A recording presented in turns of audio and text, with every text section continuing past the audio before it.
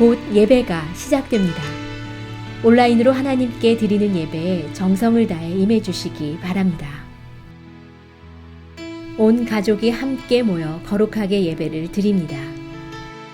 부모가 아이들의 훌륭한 영적 교사 역할을 하시길 바랍니다. 단정한 복장으로 예배를 드립니다. 성경책을 지참합니다. 예배 10분 전부터 예배 준비를 완료하고 기도합니다. 올바른 자세로 모든 순서에 정성을 다해 참여합니다. 핸드폰보다는 TV나 컴퓨터 모니터로 예배를 드립니다. 예배에 집중하여 하나님의 은혜를 기대합니다. 헌금은 정성껏 준비해서 우편으로 보내시거나 직접 교회 사무실 헌금함에 봉헌합니다. 주 하나님 독생자 예수 날 위하여 오시었네. 내 모든 죄 다 사하시고 죽음에서 부활하신 나의 구세주 살아계신 주 나의 참된 소망 걱정 근심 전혀 없네. 사랑의 주의 갈 길 인도하니 내 모든 삶의 기쁨 늘 충만하네. 주 안에서 거듭난 생명, 주 안에서 거듭난 생명 도우시는 주의 사랑 참 기쁨과 확신 가지고 예수님의 도우심을 믿으며 살리 살아계신 주 나의 참된 소망 걱정 근심 전혀 없네. 사랑의 주의 갈 길 인도하니 내 모든 삶의 기쁨 늘 충만하네. 살아계신 주 나의 참된 소망 걱정 근심 전혀 없네. 사랑의 주의 갈 길 인도하니 내 모든 삶의 기쁨 우리 한 번 더 고백합시다. 살아계신 주 나의 참된 소망 걱정 근심 전혀 없네. 사랑의 주의 갈 길 인도하니 내 모든 삶의 기쁨 늘 충만하네. 할렐루야. 살아계신 주님께 영광의 박수 올려드립니다.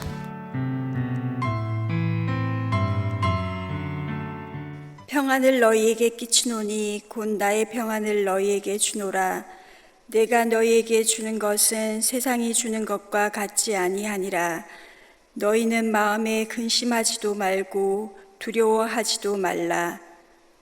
신실하신 하나님 찬양합니다. 경배합니다. 사랑합니다. 감사합니다.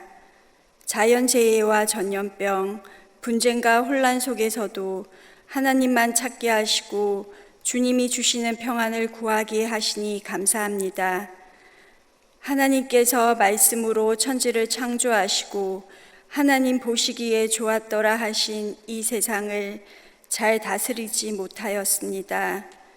저희의 욕심에 따라 잘못 사용하여 자연을 훼손하고 환경을 오염시켜 이 땅을 병들게 하였고 동물들과 힘없는 이들이 고통받게 하였습니다.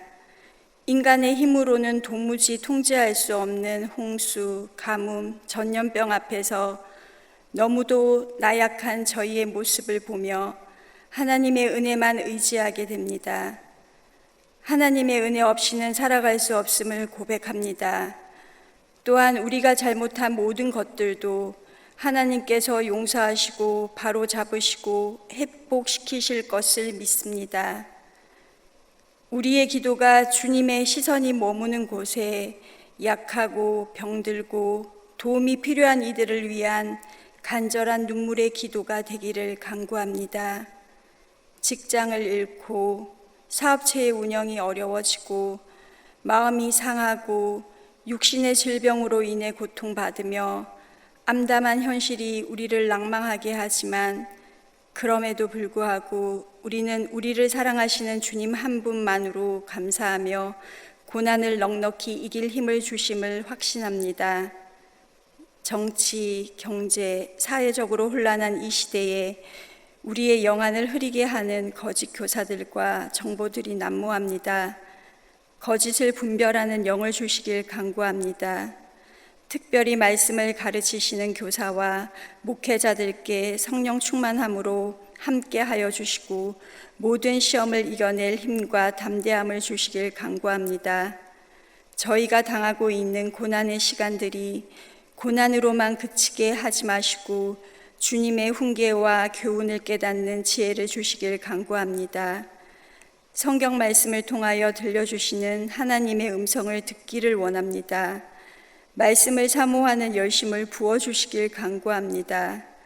하나님의 말씀을 전해주시는 노희균 목사님께 주의 성령을 충만히 부어주시고 온전히 주님의 음성만 전해질 수 있도록 은혜 베풀어 주시길 기도합니다.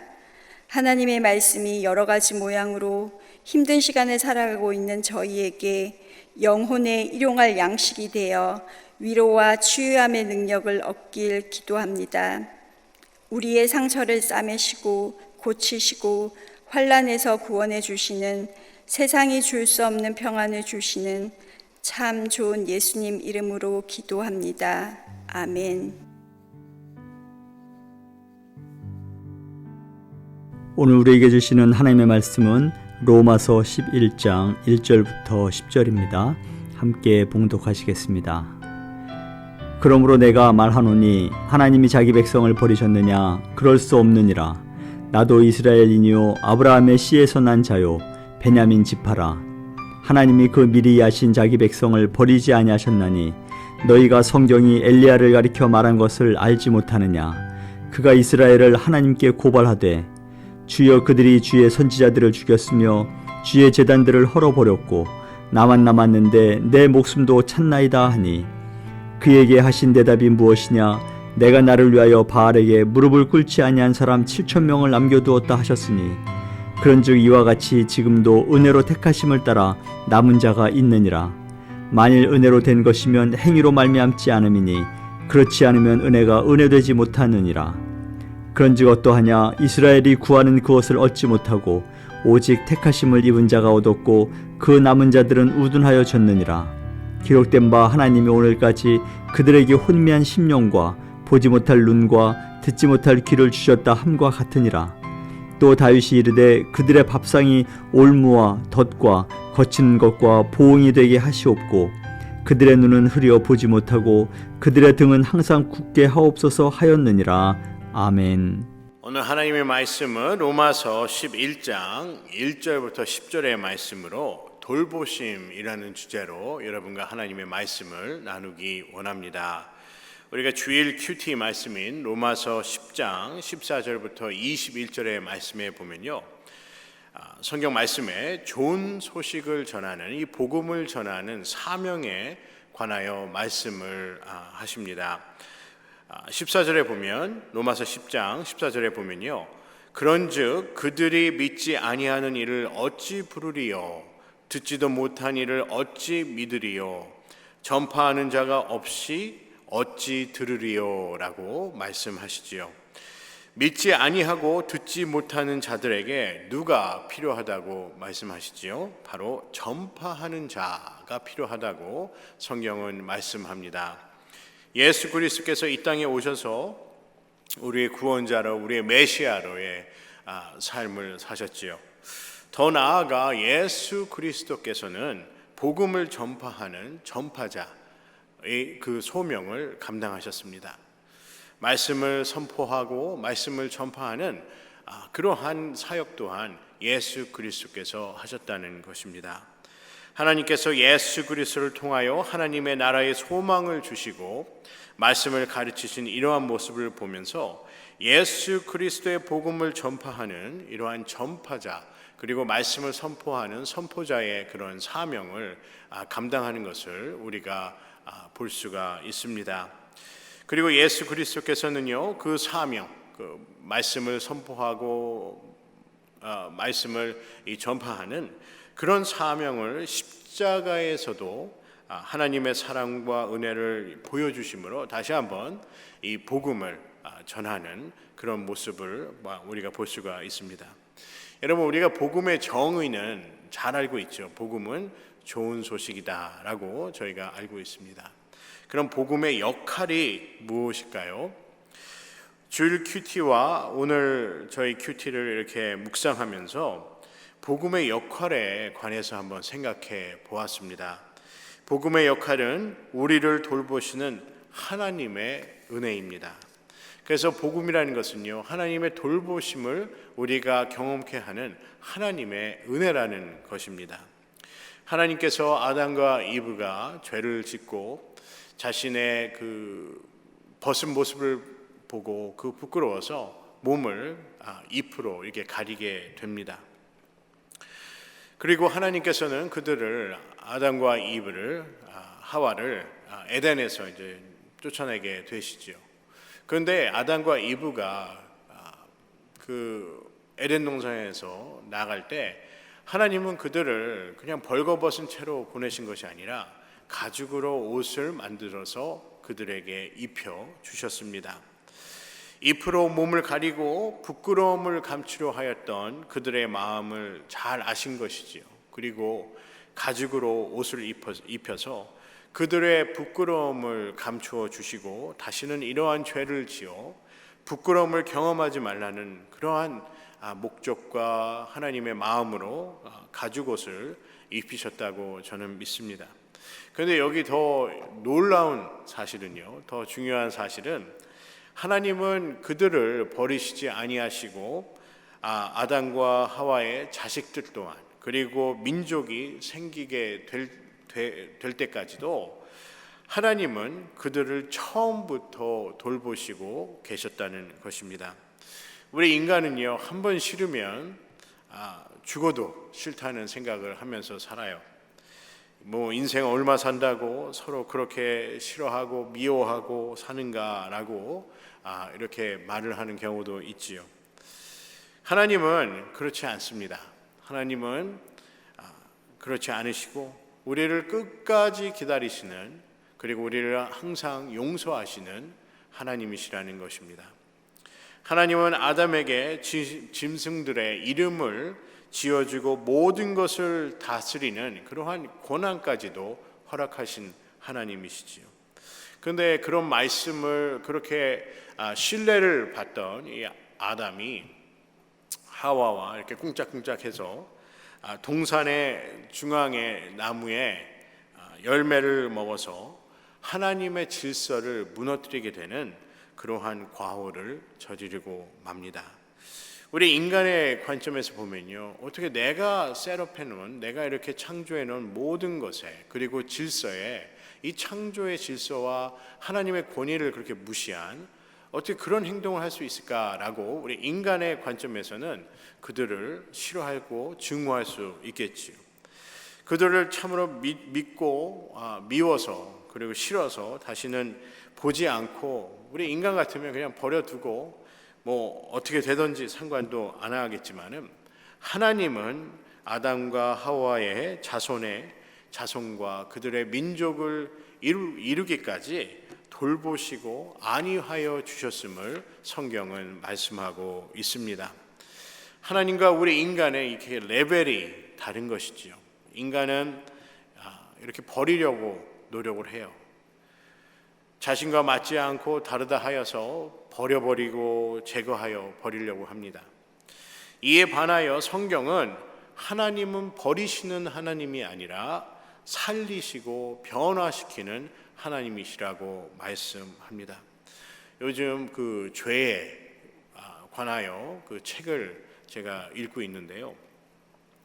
이 죄가 무엇인가에 대해서 간단하게 이렇게 대답할 수 있지만 죄로 인하여 파생된 수많은 일들이 얽히고 이렇게 설켜 있어서 이 죄의 본질을 신학적으로 해석하는데 다양한 그런 해석과 그리고 주장이 있습니다.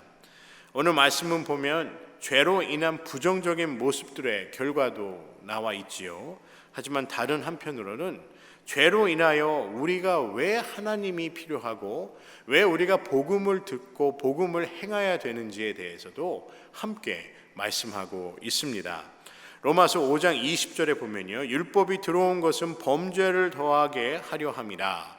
그러나 죄가 더한 곳에 은혜가 더욱 넘쳤느니라 라고 말씀합니다. 우리가 잘못 이해하면요, 이 말씀을 잘못 이해하면 좀 곤란하지요.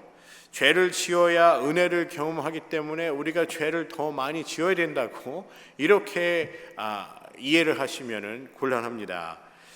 로마서 5장 20절의 말씀은요, 율법이 아닌 은혜로 죄의 문제가 해결될 수 있음을 강조하기 위해서 이렇게 말씀을 하신 것이죠.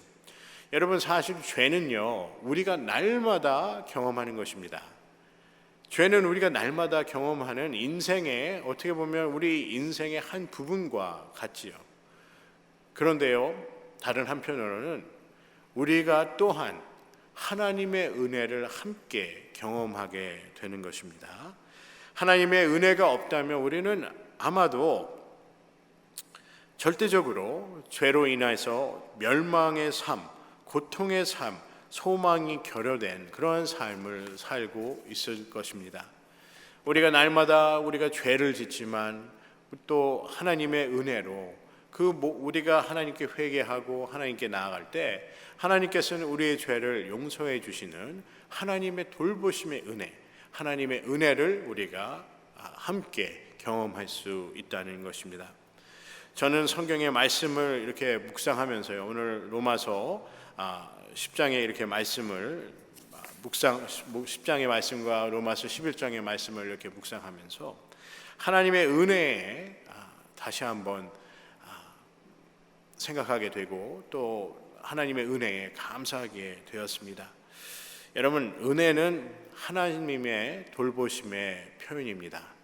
이 복음은 하나님의 돌보심을 나타내는, 하나님의 은혜를 나타내는 귀중한 하나님의 사랑과 그리고 하나님의 인도하심이라는 것입니다. 은혜는 하나님의 돌보심의 표현이요 또 능력이라 저는 말씀을 통해서 깨닫게 되었습니다. 로마서 10장 15절의 말씀에 보면요, 복음을 전파함의 기쁨을 말씀하시지요. 보내심을 받지 아니하였으면 어찌 전파하리요? 기록된 바 아름답도다. 좋은 소식을 전하는 자들의 발이요 함과 같으니라 라고 말씀합니다. 우리 아까 전반부에 말씀드린 우리 복음을 전파하는 자가 필요하다라고 말씀하였고요.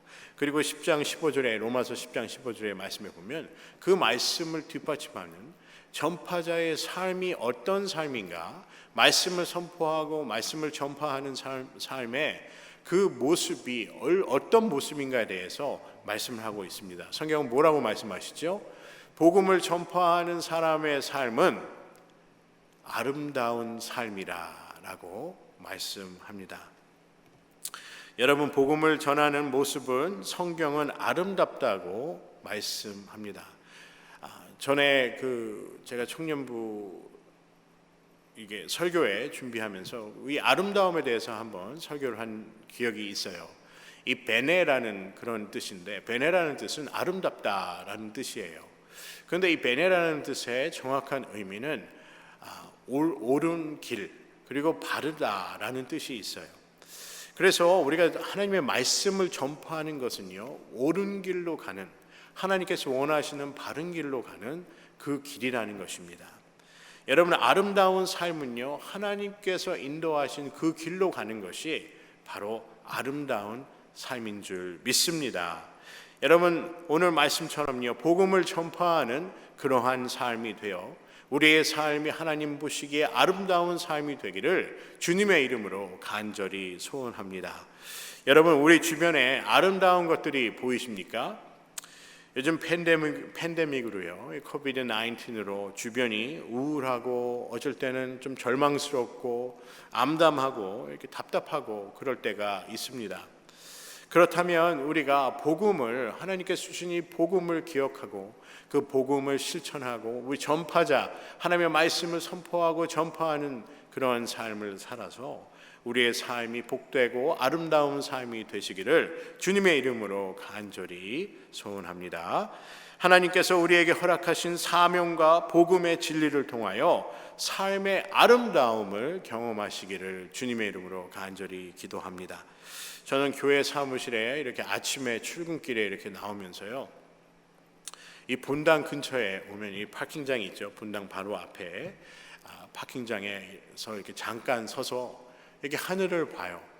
이게 하늘을 보면 너무 이렇게 푸른 하늘과, 진짜 이 세상에서 이렇게 푸른 하늘이 있을까 할 정도의 그렇게 아름다운 푸른 하늘에 흰색 구름이 이렇게 물을 흐르듯이 빠르게 이렇게 지나가는 모습을 보면서 참으로 아름답다라는 생각을 하게 됩니다.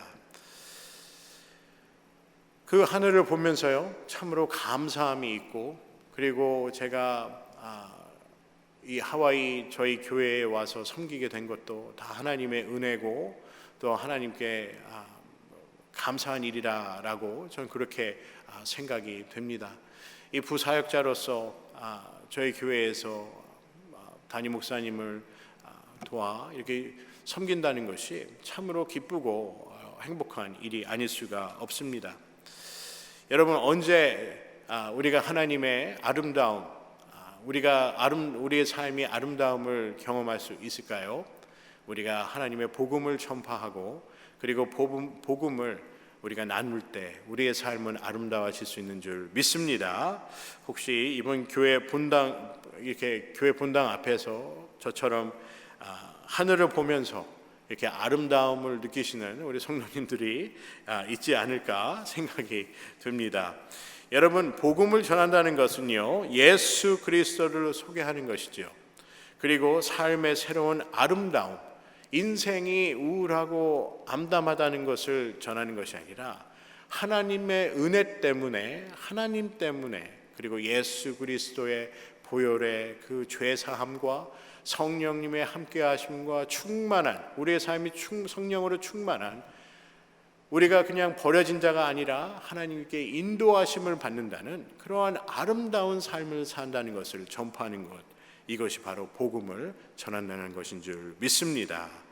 여러분, 우리가 삶의 참 아름다움을 느끼는 순간은 바로 복음을 듣고 그리고 그 하나님의 은혜를 경험하고 우리가 받은 은혜를 나눠줄 때 우리의 삶이 기쁨이 충만하고 참으로 아름다운, 진정으로 아름다움이 무엇인지를 깨닫는 그러한 삶이 될 줄 믿습니다. 저는 오늘 말씀을 읽으면서요, 로마서 11장 3절에 하나님이 그 미리 아신 자기 백성을 버리지 아니하셨나니 너희가 성경이 엘리야를 가리켜 말한 것을 알지 못하느냐, 그가 이스라엘을 하나님께 고발하되라는 말씀에 은혜를 받았습니다. 하나님이 선지자들을 죽이고 그리고 주의 제단을 다 헐어버리고 엘리야 선지자도 이렇게 죽이려 하는 그런 위협 가운데 하나님께서 천사를 통하여 이렇게 말씀을 하시지요. 바알에게 무릎 꿇지 않는 7,000명이 아직도 남아있다고 이 엘리야 선지자에게 이렇게 용기를 줍니다. 그러면서 로마서 11장 5절과 6절에 하나님의 돌보심의 참 은혜에 관해서 설명을 하지요. 이 엘리야 선지자는 하나님께서 나와 함께 하심, 하나님께서 나의 삶을 돌보신다는 하나님의 은혜를 경험하는 것을 보면서 사도 바울은 로마서 11장 5절과 6절에 이렇게 말씀합니다. 그런즉 이와 같이 지금도 은혜로 택하심을 따라 남은 자가 있느니라. 만일 은혜로 된 것이면 행위로 말미암지 않음이니 그렇지 않으면 은혜가 은혜 되지 못하느니라 라고 말씀합니다. 엘리야 선지자가 혼자가 아니라 아직도 하나님께서 준비하신 바알에 무릎 꿇지 않은 7,000명이 있다는 것을 언급함으로써 하나님의 은혜를 우리는 깨달을 수 있습니다. 그리고 로마서 11장 5절부터 6절에 보면요, 복음을 핍박하는 세상 가운데도 아직도 그 복음을 전하고 그리고 그 복음을 듣고 은혜를 경험하는 그런 사람들이 있다고 사도 바울은 말씀합니다. 여러분, 사도 바울의 그 궁극적인 그 목표가 무엇입니까? 사도 바울의 목표는요, 이방인들, 유대인뿐만 아니라 이방인들에게도 하나님의 복음을 전하는 것이 그의 사명이었습니다. 사도 바울이 그 복음을 전하면서 경험한 것이 무엇일까요? 깨달은 것이 있다면 바로 하나님의 은혜입니다. 복음을 전하고 사람들이 변화되고 그리고 복음을 들은 자들이 하나님 보시기에 합당하고 아름다운 삶을 살아가는 그 모습을 보면서, 물론 그 가운데 스트러글이 있죠. 스트러글도 있지만은 그런 모든 모습, 복음을 전하며 복음을 듣는 그들의 모습을 보면서 참 인생이 아름답구나, 하나님의 복음이 위대하구나라는 것을 사도 바울은 깨달았을 것이라 생각이 됩니다. 여러분, 오늘 6절의 말씀에 보면요, 은혜가 은혜 되지 못하느니라 라고 말씀합니다. 여러분, 사랑하는 사람은요, 이 눈빛만 보아도 사랑을 느낀다고 합니다. 말하지 않아도 이제 아는 것이지요. 여러분께 이 말씀을 은혜가 은혜 되지 못하느니라, 저는 이렇게 좀 다르게 생각하면요, 은혜가 되는 삶이 얼마나 아름다운 삶일까라는 생각해요. 은혜라는 것이 진짜 그 은혜가 나에게 경험이 되어지고 내가 느껴진다면 그 은혜됨이 얼마나 행복하고 아름다운 삶이겠습니까? 저는 여러분께 이 말씀을 좀 잘 이렇게 설명해 드리고 싶은데요, 때로는 성경 말씀 자체가 더욱 은혜로울 때가 있습니다. 율법으로 행위로 은혜를 경험하는 것이 아니라 하나님의 전적인 돌보심 때문에, 하나님의 전적인 사랑 때문에 우리가 하나님의 은혜를 경험한다는 것입니다. 여러분, 하나님의 마음과 그 하나님의 사랑 때문에 우리가 하나님의 은혜를 경험하는 줄 믿습니다. 오늘 6절의 말씀을 보면서요, 은혜가 은혜되지 못하는 삶이 아니라 은혜가 참으로 나에게 은혜가 되는 그러한 삶을 살고 싶다는 그런 생각을 갖게 되었습니다. 여러분, 은혜가 은혜되는 그러한 삶을 살기를 원하십니까? 하나님의 복음을 듣고 그 복음을 실천하는 삶이 될 때, 그 복음을 전파하는 선포자의 삶을 살 때 우리는 참으로 은혜 되는 그러한 귀한 삶을 살 수 있는 줄 믿습니다. 우리는 또한 예수 그리스도를 만나고 또 예수 그리스도를 믿고 예수 그리스도를 따르는 삶이 되어질 때 우리의 삶은 참으로 아름답고 은혜 되는 귀한 삶이 되는 줄 믿습니다. 그래서 우리의 신앙의 여정 가운데 참으로 은혜 되는 그러한 삶을 사는 여러분과 제가 되기를 주님의 이름으로 간절히 소원합니다.